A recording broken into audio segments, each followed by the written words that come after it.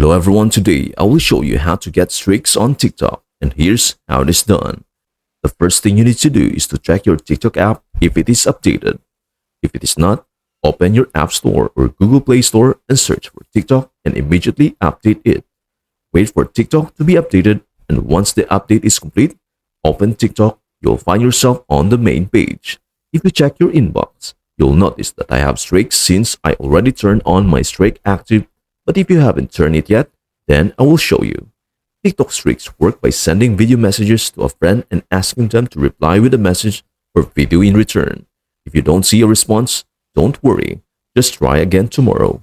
To enable streaks, go to your profile by clicking on the little person icon in the bottom right corner of the screen. Once you are on your profile, tap the three horizontal lines in the top right corner to open up a menu. From there, select the last option, Settings and Privacy. In the Settings and Privacy menu, scroll down to the Content and Display section.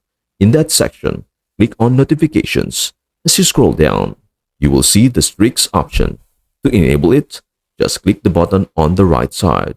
Once you do that, you will have TikTok Streaks activated and you are all set.